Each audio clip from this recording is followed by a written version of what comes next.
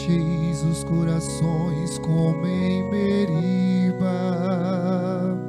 Louvor a vós, ó Cristo, Rei da eterna glória.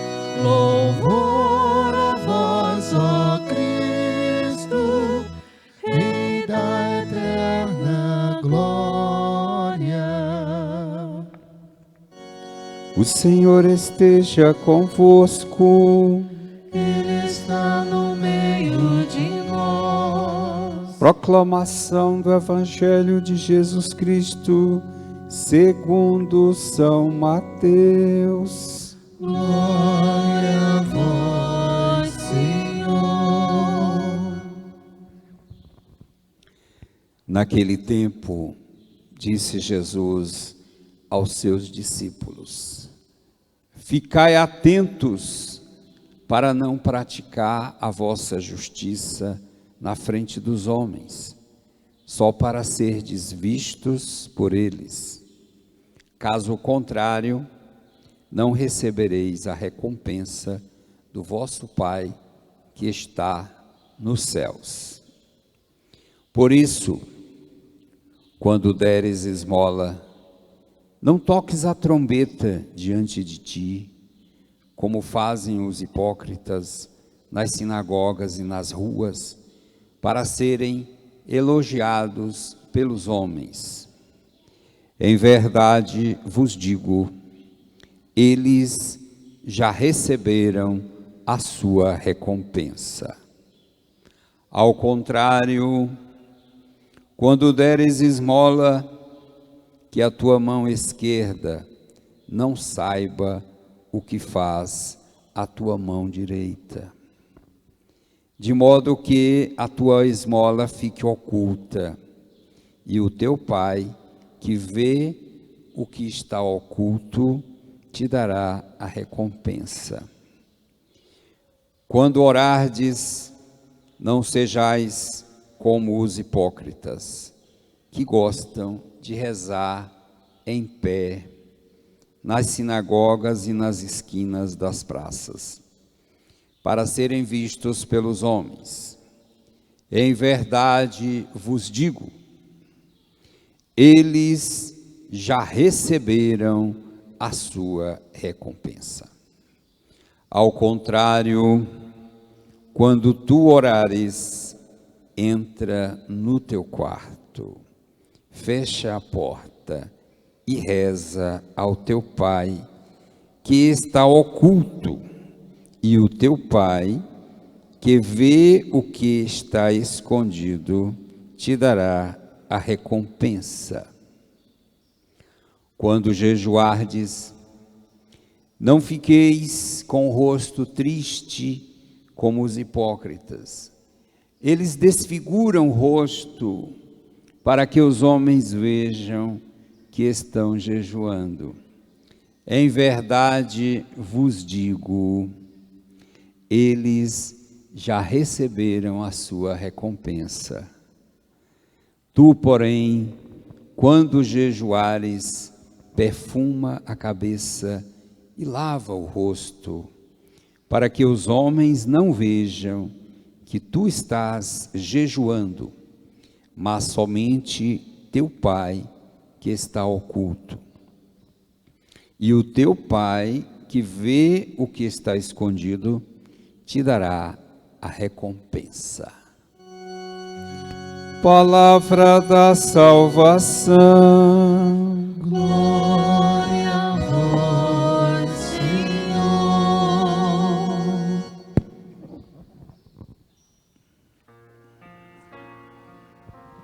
Misericórdia, ó Senhor, pois pecamos.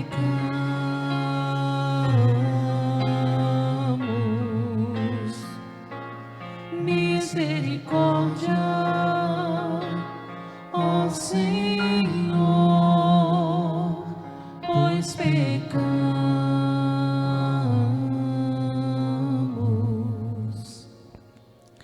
Agora diz o Senhor: voltai para mim, com todo o vosso coração, com jejuns, lágrimas e gemidos. Rasgai o coração e não as vestes, e voltai para o Senhor vosso Deus. Ele é benigno e compassivo, paciente e cheio de misericórdia, inclinado a perdoar o castigo. Irmãos amados, com a quarta-feira de cinzas, a igreja inicia o tempo da quaresma. Esse tempo é uma pedagogia de conversão e de salvação. Essa pedagogia nos é dada pelo próprio Cristo, quando Ele, no deserto, enfrentou e venceu o mal. E assim Ele também nos ensina a enfrentar e vencer o mal, como muito bem nos relata esse Evangelho, que é uma preciosidade, mais claro, impossível. O Senhor nos dá de forma muito pedagógica o que fazer, como fazer para que nos convertamos e sejamos salvos. A quaresma não é um tempo que se encerra em si mesmo. A quaresma é um tempo de preparação. E ela nos ajuda muito bem a entender que a vida cristã é um caminho, é um peregrinar. E o que o Senhor nos convida, na verdade, é para peregrinar ao nosso próprio coração. Quantos de nós deixa o próprio coração no esquecimento? O homem tem medo de si próprio. Como dizia o filósofo Hermann Hesse, nenhum caminho repugna mais ao homem do que o caminho que leva ao próprio homem. Quantas pessoas fogem de si mesmas, não reconhecem a sua iniquidade, por isso jamais se converterão.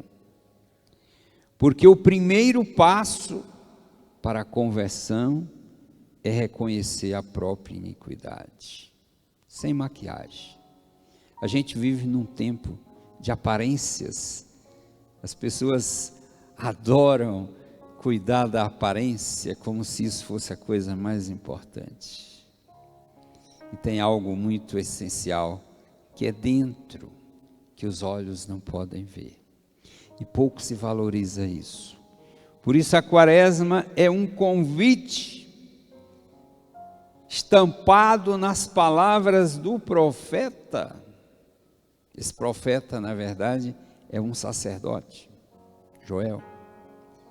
E diz: rasgai o coração, não as vestes. É o Senhor que fala: voltai para mim de todo o coração. Voltai para o Senhor. E é esse convite que o Senhor faz de uma forma profunda e pedagógica com esse Evangelho, quando te pede e te convida hoje a peregrinar ao teu coração, para encontrar-se aí com a verdade, para encontrar-se aí com Deus. A vida cristã não combina com maquiagem, a vida cristã, ela tem que ser límpida, transparente, é o que é, não se pode maquiar. Deus quer ver a cada um de nós como nós somos, porque só assim Ele pode curar aonde está ferido, Ele pode cicatrizar a ferida, E se nós a escondermos, é uma pena. E é uma pena que o inimigo nos convença a fazer dessa forma e a viver a nossa fé muitas vezes mais voltado para fora do que para dentro, valorizando mais as aparências do que aquilo que realmente é essencial. O apóstolo São Paulo nos ajuda de uma forma tão clara quando ele diz: no momento favorável eu te ouvi, e no dia da salvação eu te socorri. E ele afirma: é agora o momento favorável, é agora o dia da salvação. Por que esperamos um tempo propício, se o tempo é esse? Não nos damos conta dos riscos que estamos correndo. Às vezes nos apavoramos por conta, como por exemplo, do vírus, dessa doença. Pessoas que se apavoram, basta ter cuidado. Mas tem pessoas que estão tranquilas e sossegadas, com o pé na beira do precipício. É um buraco sem fundo. Você ficaria tranquilo, pisando na beirinha de um abismo, sabendo que pode cair a qualquer momento, e que não tem como se segurar? Pois assim muitos vivemos, flertando com o verdadeiro perigo. O medo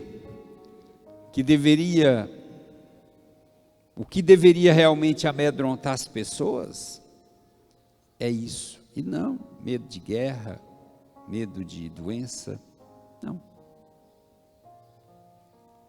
É só ter cuidado. E Deus dá a graça na hora certa. E sempre dá. Deus nunca falha. Deus não erra. Agora, o apelo é não para que tenhamos medo, mas para que tenhamos cuidado. E que verdadeiramente cuidemos de escutar esse apelo que vem do céu. Voltai para mim, diz o Senhor. Citei o ensinamento do grande doutor São Leão Magno, que dizia: porque quantos se preocupam com jejum, só se preocupar se o que comer, o que não comer, como é que é mesmo o jejum, o que é, a gente só toma um café mais leve. Jejum é jejum, não é história. Quem faz hoje, para nós cristãos católicos, o jejum é obrigatório. Só não é obrigatório para crianças abaixo de 15 anos e para os mais idosos e também para os convalescentes, os enfermos. Mas para quem está bem, é obrigatório. E quem é que faz o jejum? Em que consiste o jejum? Só não comer? Não comer no almoço, mas descontar na janta? Isso não é jejum. O jejum é um exercício espiritual. Tem gente que confunde jejum com dieta. Tem gente que é capaz de fazer dieta, mas não é capaz de fazer jejum porque não entendeu que o mais importante não é o que você não comeu. Quando se fala da abstinência, abster-se. E você, quando se abstém do alimento, você está fortalecendo o teu corpo, fortalecendo também a tua alma. É verdade que muitos irmãos e irmãs passam fome nesse mundo. É verdade. Por isso que a palavra clama pela caridade cristã. Mas é bem verdade também que a maioria come muito mais do que deveria comer.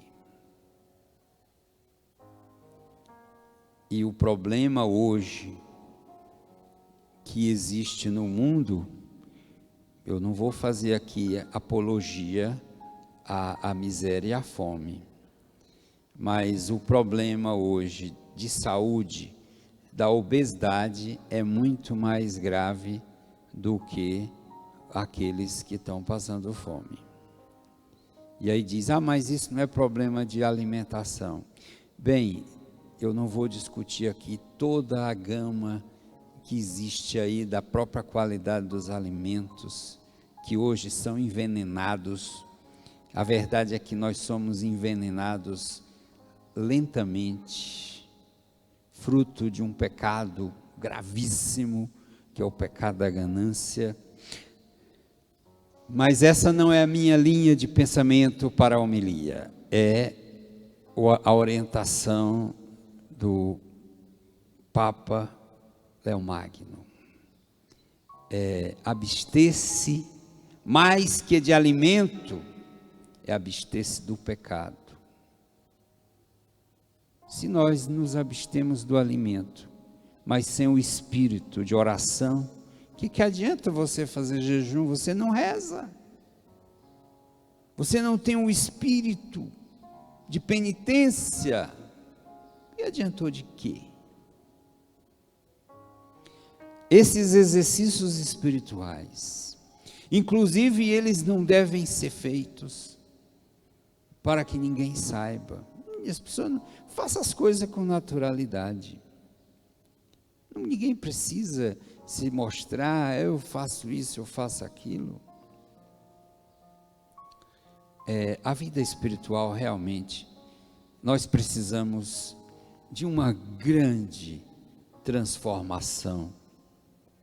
As coisas tomaram um rumo em que a própria igreja hoje valoriza mais a aparência do que aquilo que está dentro.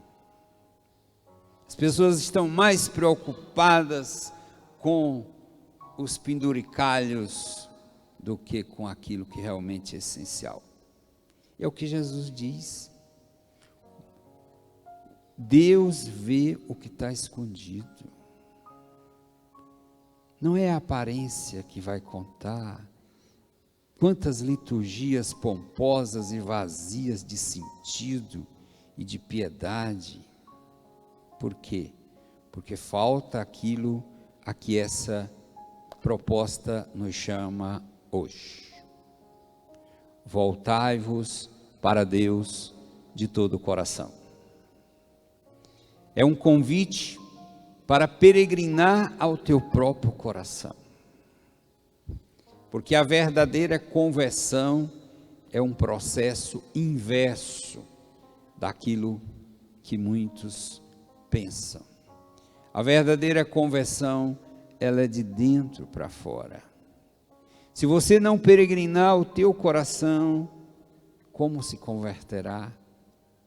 O primeiro passo é a consciência clara, objetiva, inequívoca do pecado que está em você, que está em mim, que está em cada um de nós, e ao qual não reconhecemos, porque somos cegos, míopes, somos surdos e dementes. E o Senhor nos propõe o jejum. O jejum, ele nos faz voltar para nós mesmos, é a relação consigo, para vencer as suas próprias, o jejum nos ajuda a vencer as próprias concupiscências. É um crescimento de dentro para fora. A oração é a relação com Deus,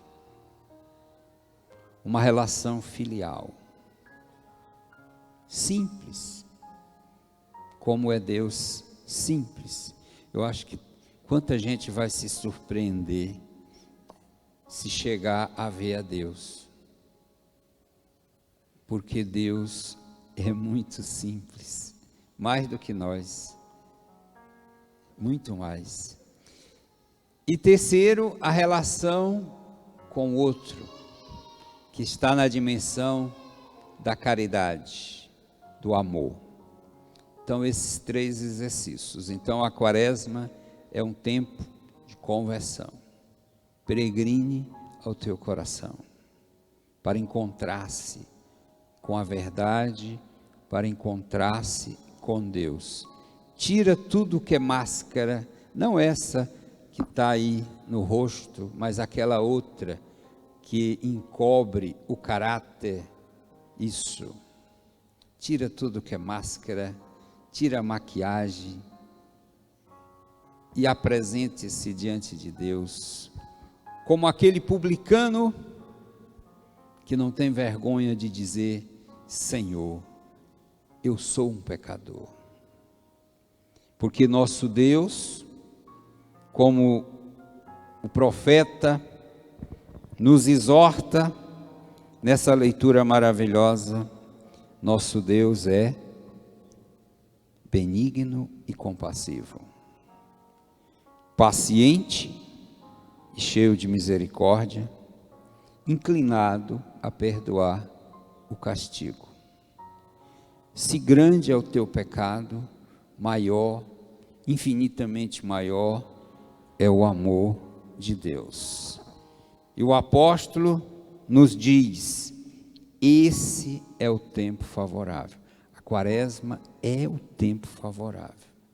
E eu te faço uma exortação, é um apelo. Em hipótese alguma, perca a missa dominical do tempo quaresmal.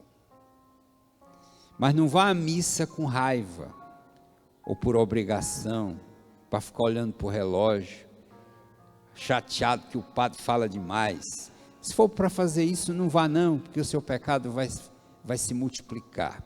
Fique em casa, assista pelo rádio, pela internet, seu pecado será bem menor. Ou nem assista, mas vá para escutar a Deus, a palavra, só isso, porque aí está um caminho. Cada ano a liturgia nos propõe de forma diferente um caminho, e nós vamos ter um entendimento claro do que significa realmente ser cristão, um peregrino. Então volte-se para Deus. Quero concluir com essas palavras de Joel, as palavras do próprio Deus, porque foi o Senhor, como Ele mesmo diz: agora diz o Senhor, voltai para mim com todo o vosso coração, com jejuns, lágrimas e gemidos. Rasgai o coração e não as vestes, e voltai para o Senhor vosso Deus. Não se trata tanto jejum de abster-se do alimento, mas do pecado. Esses exercícios, eles são os exercícios, podemos dizer, de alta performance, que vão preparar o cristão, a alma, para a vitória, para o embate final. Então acolhamos esse pedido e esse tempo de reconciliação, de conversão, tempo de graça, tempo de misericórdia. Amém? Misericórdia, ó Senhor, pois pois pecamos. Cantemos juntos. Misericórdia, ó Senhor, pois pecamos.